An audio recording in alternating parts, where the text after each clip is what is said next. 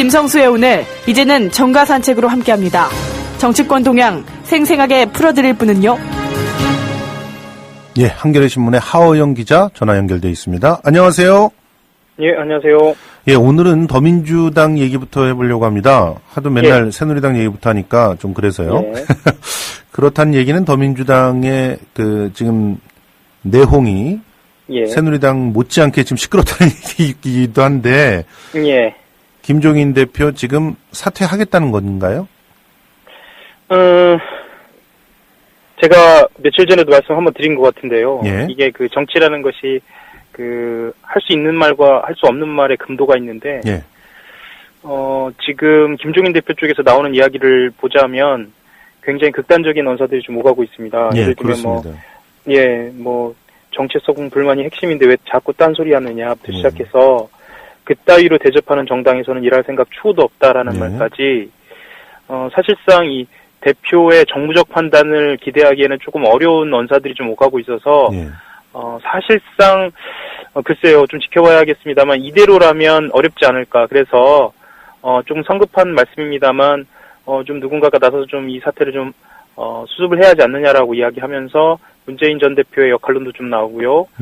중앙위에서 좀 대책을 좀 세워야 하는 것 아니냐라는 이야기도 나오고, 상황은 좀 복잡합니다. 아니, 이거 질 것 같으니까 도망가는 거 아니에요? 아니, 그런 얘기를 하시는 분들이 있어서, 저도, 맞습니다. 제가 그런 생각을 했다는 게 아니라, 그런 얘기를 맞습니다. 하시는 분들이 계셔가지고, 지금 제가 한번 질문을 드리는 거예요. 제가 무슨 거 다른 의미가 아니고요. 사실은 이제 본인이 이제 마지노선으로 잡은 게 107석이었거든요. 원래는 127석 얘기하시다가 맞습니다. 줄어든 거잖아요. 20석이나. 117석은 문재인 대표한테 준 기준이고요. 본인의 기준은 107석이었으니까요. 어쨌거나 107석인데 이건 어떤 정치평론가나 정치학 박사, 기자, 어떤 언론 다 마찬가지일 것 같은데요. 야권연대 없이는 수도권 포함해서 100석을 넘기기 어렵지 않을까라는 전망이 이미 연초부터 있었습니다. 사실 뭉치더라도 100석도 힘들 수 있다라고 하는 얘기가 있었는데, 물론입니다. 그런데 지금 4분 오열되어 있는 상태에서 한 당이 107석을 얻는다. 굉장히 어렵지 않겠어요? 물론입니다. 그리고 그 당이 여당도 아니고 야당이라면, 그렇죠. 그리고 실제로 그 야당 네 분이 지금 이런 상태라면 좀 쉽지 않다라고 봐야겠죠. 다만 지금은 더불어민주당으로서는 아주 호재입니다. 새누리당도 그렇고요, 국민의당도 그렇고, 지금 본인들이 이 공천 내용 때문에 정신을 못 차리고 있기 때문에 조금만 분발하면 자기 자리를 잡을 수 있을 텐데. 맞습니다. 아마 지지자들은 굉장히 답답할 것으로 보입니다. 아니, 지금 서초에서 조윤선 떨어지는 거 보세요. 지금 새누리당 쪽에서도 정말 그야말로 합리적 보수라고 하는 사람들이 막 꿈틀거리고 움직이고 있고, 심지어는 떨어져 나오고 있는 모습인데, 이거를 왜 잘 추동해내지 못하고 있는지 좀 안타까운 상황인데요. 지금 중앙위 회의를 다시 5시로 연기했네요. 여기서 사실, 순번 밀고 그러면은 김종인 대표는 그만두겠다는 거죠? 그렇습니다. 그러니까 한마디로 말해서 본인이 결정한 이 비례대표의 순번에 손을 대지 못하게 하겠다라는 배수진을 친 것으로 보여요. 그래서 사실은 굉장히 누가 힘드냐면 물론 이제 당이 힘든 거죠. 당이 힘들고 지지자들이 힘들고 앞으로 몇 시간 안 남았습니다만 그 시간까지 굉장히 힘든 상황입니다. 지금 박경미, 최은열 이런 분들도 사실 문제가 있다고 계속 얘기가 나오고 있는데, 지금 정의당에서도 아주 심하게 비판했잖아요. 그런데도 이제 김종인 대표는 문제가 없는 분들이다. 논문에도 문제가 없었다. 이렇게 주장을 하고 있는 거죠? 제가 기자생활 한 10년 조금 더 했습니다만, 매번 청문회 있을 때 TF에서 제가 하는 일이 이런 일들이었거든요. 논문 표절을 했는지, 그리고 본인들이 정체성이 맞는지, 또는 과거에 어떤 극언을 하진 않았는지, 이거에 해당되는 사람들이 굉장히 많아요. 그러니까 지금 박경미 홍익대 수학교과 교수만 재산 논문 표절 논란이 있는 게 아니고요. 그렇죠. 박종원 전 공무청장 같은 경우에는 지난 대선 때 문재인 대선 후보 대선 공약을 종북 좌파 정책이라고 비판한 적도 있었고요. 그렇게 막 모여가지고 별 단 분들끼리 뭐 으쌰으쌰 그러니까요. 하기도 하고 그랬잖아요. 이 정도는 사실은 왜 더민주당 알고 있었을 거라고 생각합니다. 더민주당이 그냥- 그분은 왜 오신 거야? 오셨죠. 본인은 오셨죠. 이제 국회의원들 욕심으로 오셨는데 김종인 대표도 알고 있었을 거라고 생각합니다. 왜냐하면 그 정무를 보좌하는 그 사람들이 이 정도는 쉽게 알아내거든요. 그렇죠. 예, 뭐 쉽게 얘기해서 인터넷 검색만 해도 나오는 얘기니까요. 나오더라고요, 진짜. 예, 뭐 그리고 이제 예를 들면 최은열 교수 같은 경우에는 론스타 먹튀 논란 당시에 론스타를 옹호하는 발언도 했고요. 뭐 아무튼 좀 뭐 여러 가지로 좀 비례대표부터 시작해서 청년 비례까지 좀 많이 어렵습니다. 이 부분도. 예. 예. 알겠습니다. 그러면 새누리당 얘기로 좀 넘어가 보겠습니다. 오늘 시간이 많지 않아서요. 예. 그 조윤선 정무수석, 전 정무수석 구제되는 겁니까? 된 거예요, 확실히? 뭐 쉽게 말씀드리면 용산이 이미 여성 우선 추천 지역이에요. 예. 예, 그리고 친박 좌장이죠. 서청원 최고위원이 조윤선이 아깝게 떨어졌다, 뭐 너무 아까운 인재다 이렇게 얘기를 했고요. 예. 뭐 다른 최고위원 같은 경우에는 기자들이 묻자 뭐 그러면 용산 아니겠느냐라고 하고 넘어갔고 예. 공관위에서 이 최고위의 이런 방침에 대해서 적극적으로 받아 안는 것으로 예. 그렇게 한다면 뭐 뭐 것으로 봐야겠죠. 진영 예. 의원을 굉장히 무시하는 그런 여태껏 서초의 딸입니다 뭐 이러고 계속 하다가 갑자기 그냥 용산에 갖다 꽂아도 진영 의원 정도는 이길 수 있다고 보시는 거군요. 뭐 그렇다고 봐야겠죠. 하지만 또 달리 해석을 하자면 예. 그만큼 진박을 살리려고 하는 어떤 간절함 이런 것들이 좀 보이고 있습니다. 아니 비례대표로 갖다 넣으셔야지 왜 그 진박을 살리시려면 비례대표에다 지금 아직 그 새누리당도 비례대표가 다 정리가 안 됐죠? 그렇죠. 정리가 안 됐다고 해야죠. 예. 참 거기도 큰일입니다. 지금 내일 모레가 지금 후보 등록 마감인데 아직 비례대표를 예. 공개도 안 하면 국민들은 도대체 뭘 보고 찍으라고 하는 건지 참 답답합니다. 유승민 의원은 그냥 아예 나가라고 했네요. 공관위원이죠. 박종희 사무부총장이 고르디우스 매듭을 언급하면서 예. 안 되면 잘라야 한다 이렇게 얘기를 했거든요. 사실 굉장히 모욕적인 말입니다. 그렇습니다. 상대방한테 요즘 이렇게 그거는 하시는지 모르겠어요. 정치에서 다들. 근데 어쨌거나 이 정도면 나가라 정도 수준을 넘어서는 어떤 그 모욕적인 언사를 한 걸로 볼 수 있고 어제 이한구 위원장 같은 경우에도 자진 사퇴를 묻는 기자들의 질문에 대해서 그게 서로 간에 좋지 않겠느냐라고 이야기한 것으로 봤을 때 뭐 나가라 뭐 이렇게 얘기를 했다고 봐야겠죠. 지금 속보가 하나 떴는데요. 더민주 비대위 김종인 대표 비례대표 14번으로 조정을 했답니다. 이렇게 되면은 예. 받아들이실까요? 글쎄요. 14번이면은 진짜 배수의 진인데 14번이 배수의 진인가요? 그건 두고 봐야 합니다. 107석을 계산해 봤을 때는 아마 15번까지 안정석이죠. 약간 그 앞에 진인 것 같은데요. 예. 그러니까 실제로 배수의 진이 되려면 지금 한 18번, 17번 그렇죠. 이렇게 써야 배수의 진인데 예, 지금 예. 현재 분석에 의하면 15번까지는 안정적이다라고 보니까 그러니까요. 배수보다는 약간 앞에 진이죠. 예. 예. 알겠습니다. 근데 아마 좀 받아들일지 모르겠습니다. 아니, 일단 뭐 문재인 전 대표를 비롯해서 그 당의 이 중진들이 좀 나설 것으로 보이고요. 예. 지켜봐야겠죠. 자, 마지막으로 한 질문만 더 하겠습니다. 오늘 국민의당 얘기는 하지도 못하겠네요. 뭐, 예. 박근혜 대통령이 또 국회를 공격했습니다. 아, 근데 그렇습니다. 정말 이건 유체이탈화법도 아니고 지금 민생 내팽개치고 선거에만 그 올인하는 분들이 청와대에 다 있지 않나요? 그러게요. 진박하면 청와대 출신들인데요. 또 그리고 사실은 이렇게 말씀드리면 뭐하지만 그 대구와 부산을 방문한 것도 박근혜 대통령 아니십니까? 당연하죠. 뭐 사실 지난번 그 3.1절 기념사 때 예. 국회 마비는 직무유기다 이렇게 언급한 이유로 다시 언급한 건데요. 이거는 일종의 선거판을 좀 뒤흔들어 보겠다라는 것으로 보이고 예. 그만큼의 위기감의 발로로도 보입니다. 그렇죠. 예. 그런데 이런 식으로 얘기를 하네요. 또 국회가 민생은 팽개치고 정치 당선에만 올인한다. 솔직히 말씀드리면 야당이 무능해서도 이렇게 마음껏 얘기할 수 있는 겁니다. 그렇군요. 예. 예. 오늘 시간이 없어서 오늘 여기까지 듣도록 하겠습니다. 예. 고맙습니다. 네, 감사합니다. 지금까지 한겨레 신문 하어영 기자였습니다. 국민TV 조합원인감? 나가지 있게 지역협의회에 가입해야 쓰겠어. 국민TV 조합원이에요. 지역협의회 가입해야죠. 국민TV 조합원 맞나? 막 바짝 지역협의회에 가입해 안 가나? 국민TV 조합원에 가입하고 조합비를 내고 국민라디오와 국민TV를 시청한다고 조합원으로서의 만족이 전부냐? 결코 아닙니다. 가까운 지역협의회에 가입하셔서 가까이 사는 조합원과 동지애를 나누십시오.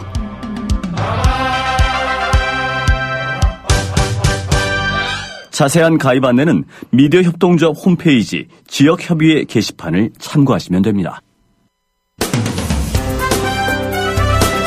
지금 여러분께서는 시사평론가 김성수가 진행하는 김성수의 오늘을 듣고 계십니다. 김성수의 오늘은 팟캐스트 포탈 팟빵에서 다시 들으실 수 있습니다. 의견과 건의가 있으시면 게시판에 남겨주세요.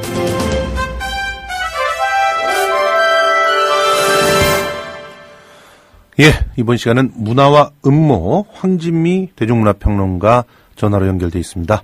어서 오세요. 네, 안녕하세요. 예, 정치판이 너무나 드라마틱하게 흘러가니까 맞아요. 대중문화 쪽이 이거보다 더 박진감 넘치는 그런 재미를 못 주는 것 같아요. 그럼에도 불구하고 지금 새로운 영화들도 많이 지금 들어왔죠? 네, 그렇습니다. 외화로는 조이 이런 영화가 지금 걸려 있고요. 예. 그리고 널 기다리며 예. 널 기다리며는 제목은 굉장히 멜로 같은데 실제로는 스릴러인 그런 한국 영화입니다. 심은경. 예. 지금 조이는 제니퍼 로페즈가 나온 영화고. 네, 맞습니다. 그리고 이게 무슨 제니퍼 로페즈가 사업을 해서 그냥 대성공한다는 그런 얘기인데. 네, 조이 망가노라고 예. 원래 실존 인물이에요. 예. 이 사람이 굉장히 막 가난하고 여러 가족을 부양해야 되는 그런 어떤 젊지만 굉장히 그 어떤 생계에 치여 있는 이제 그런 여성이 이제 자신만의 어떤 독특한 발명품을 통해서 그게 이제 홈쇼핑에서 대박이 나면서 CEO가 되는 그런 성공적인 실화를 바탕으로 하고 있는데요. 이거 말고도 헝거도 지금 상영 중이잖아요. 예, 그렇습니다. 헝거 지난번에 저희가 말씀을 드렸죠. 예, 근데 그 영화는 그렇게 많은 관객이 들리라고 예상을 하지는 않았었던 영화인데, 예, 역시 또 많은 관객이 들지는 않네요. 정말 좋은 영화인데. 볼 데가 없어요. 조이도 그렇고 헝거도 그렇고 볼 데가 없어요. 이거 참 심각한 문제인 것 같아요. 지금 대략 한국 영화로는 귀향하고 널 기다리며가 이제 많이 상영관에 주로 걸려 있죠. 예. 예. 자, 널 기다리며 얘기 좀 해보려고 하는데 여기 심은경 씨 나오잖아요. 네, 심은경 씨는 정말 어린 나이에 어마어마한 어떤 흥행 에너지를 필모를 쌓고 있는 사람이죠. 예. 이 사람은 연기력은 이미 검증되었다라고 해도 과언이 아니에요. 예. 그러니까 기억나는 것으로 써니 이런 영화도 있고 또 수상한 그녀 같은 경우는 원톱이었던 거잖아요. 그렇죠. 예, 그런데 이제 이 사람이 그러니까 굉장히 가벼운 코미디에 재능이 있나 보다 이렇게 생각을 하기 쉽지만 꼭 그렇지만도 않은 것이 불신지옥 같은 영화에는 정말 씬 스틸러였습니다. 그렇죠. 조연으로 나왔지만 정말 기괴한 그 귀신 들린 연기를 했거든요. 근데 그 귀신 들린 빙의가 되는 장면인데 사실 그게 써니에서 어떤 자기 패러디가 된 면이 있어요. 그 써니에서 일진들끼리 그 싸움이 붙기 직전에 갑자기 부들부들 떨면서 이렇게 눈이 뒤집히는 장면이 있잖아요. 그렇죠. 그게 이제 불신 지옥에서는 굉장히 심각하게 나왔던 장면을 자기 패러디 과정을 거쳐서 약간 우스꽝스럽게 그렇게 가볍게 표현을 한 거였죠. 그런데도 굉장히 많은 사람들이 좋아했어요. 저는 사실 심은경 씨의 연기에 깜짝 놀랐던 게 광해에서 그 김인상 곡으로 나왔잖아요. 그렇죠. 그때 굉장히 복합적인 장면이잖아요. 자기가 너무너무 좋아하는 왕을 죽여야 되는데 죽일 수는 없고 그러니까 자기가 먹고 죽지 않습니까? 그 어린애가. 너무 안타깝죠.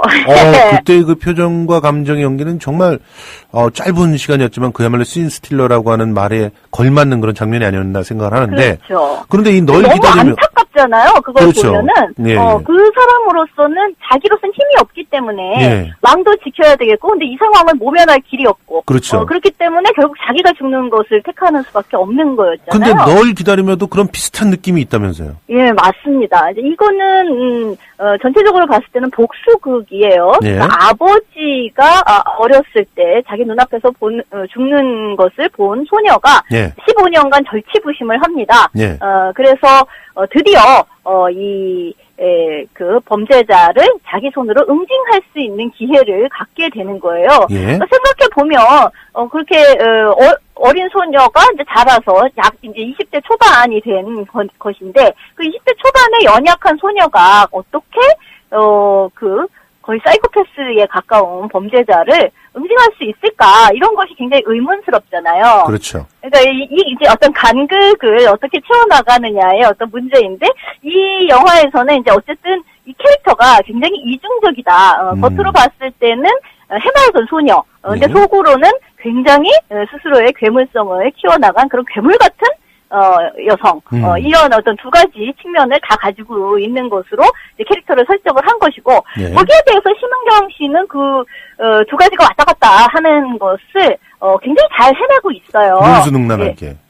예, 그러니까 갑자기 이렇게 눈빛이 싹 변한다든가 하는 그런 것이, 그러니까 일종의 비밀이 되는 것과 비슷한 어떤 그런 모습을 보여주죠. 예. 근데 이 이 영화에서 가장 어떤 패착이랄까? 영화 전체를 보고 났을 때 어떤 찜찜함을 가눌 수 없는 어떤 그런 면이 있는데, 사실 복수의 설계가 이를테면 그런 거죠. 복수라는 것은 사법체계를 불신하기 때문에 더 이상 사법체계를 믿을 수가 없기 때문에 내가 내 손으로 응징을 하겠다라는 자력구제. 그렇죠. 흔히 이제 그것을 자력구제라고 하잖아요. 그러니까 근대 사법체계를 더 이상 나는 신뢰할 수가 없고, 그렇기 때문에 내가 내 손으로 직접 그 악을 응징하겠다, 이런 것인데, 이 복수극에서는 계속해서 계속 그 복수의 과정, 결정적인 과정으로 사법부를 끌어들이거든요. 그러니까 아니 잠깐만요. 그렇게 해야 된다고 가르쳤잖아요, 우리들을. 아니, 세월호 사건만 해도 보세요. 예. 아니, 부모들이 나서서 수사권과 기소권 좀 달라고 그러는데 그걸 갖고 자력구제 뭐 어쩌고 그러면서 밀어붙여가지고 사법부를 불신하느냐, 그러면 정부를 갖다가 불신하는 거고, 그거는 그렇다 그러면서 막 우리들을 짓눌렀던 상황이니까, 영화 만드는 사람들의 그 어떤 머릿속에서도 그런 규제의 틀이 만들어진 거 아닐까요? 그러니까 그렇습니다. 사실 이 복수국에 있어서 근대 사법 체계를 그냥 무시하고 갈 것이냐, 아니면 그럼에도 불구하고 근대 사법 체계를 관통하면서 그것을 이용하면서 갈 것이냐, 이제 이런 갈등이 물론 있을 수가 있거든요. 네. 근데 여기에서 이 주인공은 이제 물론 결정적으로 그렇게까지 힘이 없다. 그러니까 물리적인 힘이 약하잖아요. 네. 그렇기 때문에 어쨌든 그 사법 체계라는 것을 이용해야 되는, 활용해야 되는 이제 그런 필요가 있고, 네. 거기다가 그 아버지가 형사였어요. 그리고 이 자신도 계속해서 그 경찰서 근처를 맴돌면서 살고 있어요. 네. 그런 형사 삼촌들에 의해서 이제 이렇게 도움을 받아 살고 있는 편이기 때문에 이 근대 사법 체계라는 것, 형사, 검사, 법정 이런 것을 완전히 초월하지 못한 상태로 그것을 활용하는 상태로 복수를 설계를 한 거죠. 예. 근데 그렇게 하다 보니 이게 굉장히 애매해져요. 왜냐하면 그러니까 할리우드만 가도 그냥 확 쏴버리고 마는데. 그렇죠. 예. 근데 여기는 그냥 아주 굉장히 복잡하고 정말 세밀해야 되겠네. 그렇죠. 예. 계속해서 사실은 이제 정말로 죽일 수도 있는 그런 순간이 있어요. 이제 예. 그럼에도 불구하고 계속 이자를 법정에다 세우려고 하는 이제 그 설계에 의해서 결과적으로는 굉장히 좀 자기 파괴적인 방식으로 이게 이제 이야기가 흘러가게 되거든요. 그래서 아니 근데 굉장히 평론가님 말씀 듣다 보니까 섬찟한 게 그럼 우리들이 지금 그런 걸 강요당하고 있다 보니까 자기 파괴적인 어떤 선택을 할 수도 있다는, 어떻게 보면 우리의 미래를 보여주는 것 같은 그런 느낌도 있는데. 약간 그렇습니다. 예. 우리도 사법부를 갖다 잘 못 믿는데. 예, 사법부에 모든 걸 그렇죠. 맡겨버릴 수는 없는데, 안 맡기면 또 우리가 테러리스트가 되잖아요, 이제. 그렇죠. 예. 그러니까 완전히 테러리스트가 피해가 될 수도 없고, 예. 그렇다고 해서 테러 그 방지법이 성부를 있으니까. 믿고 갈 수도 없고, 예. 그러니까 일종의 계륵이 돼버린 거예요. 이 근대사법 체계라는 것이 제대로 작동하지 못함으로써 하나의 계륵이 되어져 있고, 그 속에서 우리는 굉장히 자기 파괴적인 선택으로 경도될 수밖에 없다. 이런 어떤 비극적 상황을 보여주는 영화라고 볼 수가 있죠. 야, 그러니까 영화 자체는 화끈하거나 시원하거나 이런 건 없지만 예. 어떻게 보면 우리 사회랑 같이 이렇게 연관해서 본다면 예. 우리들의 모습을 가장 또 잘 객관적으로 보여준 그런 설정이겠다라는 생각이 듭니다. 그렇죠. 어떤 딜레마와 자가당착이라는 것이 잘 보여주는 영화죠. 예. 네.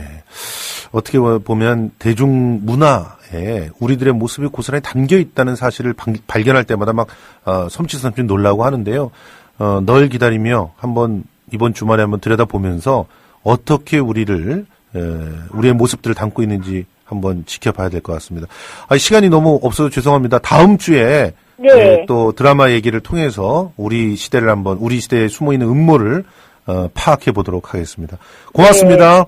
예, 고맙습니다. 예, 지금까지 황진미 대중문화평론가였습니다. 오늘 방송 후기들 많이들 보내주셨습니다. 주명아빠의 그 글을 좀 소개해 드리려고 하는데요. 나경원 의원을 비난하는 저희를 장애인에 대한 배려조차 없는 냉정한 사람이라는 것 같아 불편합니다. 그랬는데, 분명히 그런 측면에서 오늘 인터뷰를 마련한 건 아닙니다. 장애인에 대한 배려를 반드시 해야 되는데 얼마나 배려가 안 되어 있으면 장애계에서 이런 것들을 이렇게 어떻게 우리식으로 표현하면 왜곡되게 느낄까 하는 부분들을 함께 공유하고 싶었는데요. 우리가 너무 장애계를 돌아보지 않아서 그런 건 아닌가 하는 생각들을 해보면서 좀 더 적극적이고 구조적인 문제의 해결 방법이 좀 필요하다는 그런 이야기였습니다. 특히 이 주명아빠다님께서 지적하신 의원 생활하면서 얼마나 장애인을 위한 정책 법안을 발의했는지 궁금합니다. 저도 참 궁금합니다. 이번에 이제 B-의 이혜민 기자가 잘 정리를 해줬는데요. 장애인 모두를 위한 선택은 많이 하지 않으신 것 같아서 그 부분은 개인적으로 국회의원으로서 자기 선택을 제대로 하지 않은 건 아닌가 하는 생각이 들었습니다. 자, 오늘의 퀴즈 정답 발표해드리고요. 방송 마무리하겠습니다. 오늘 퀴즈 정답은 다운 증후군이었습니다. 다운 증후군이라고 하는 그 답을 많이들 적어주셨는데 HOYEE 호위님께 블루벨벳님이 양보하겠다고 하니까 호위님 광주라서 또 대승적 차원에서 양보하겠다고 했는데 호위님께 티켓을 드리도록 하겠고요. 다른 분한테 양보하셔도 괜찮습니다. 여기 후기 게시판을 통해서, 저희들이 보내드릴 수 있는 주소 알려주시면 좋겠습니다. 요즘 기억을 중심에 둔 문화 콘텐츠들이 많이 쏟아져 나오고 있습니다. 우리가 반드시 기억해야 할 것은 뭘까요? 또 망각의 늪 아래로 던져버려야 될 것은 뭘까요? 진리에 순종하면서 있는 그대로 받아들이다 보면 지혜를 얻게 되리라고 믿습니다. 비틀즈가 우리에게 지혜로운 말을 들려줍니다. Let it be. 저는 내일 다시 오겠습니다. 지금까지 김성수였습니다.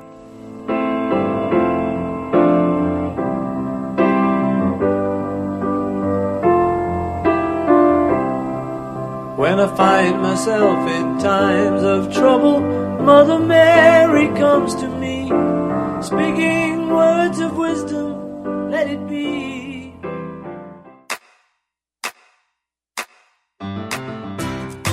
국민 라디오 지지하는 4가지 방법 아시나요? 다운로드하기, 별점 주기, 댓글 달기, 구독하기. 국민 라디오를 보다 많은 이들에게 전할 수 있는 가장 손쉬운 방법. 다운로드하기, 별점 주기, 댓글 달기, 구독하기. 잊지 마세요. 다운로드하기, 별점 주기, 댓글 달기, 구독하기.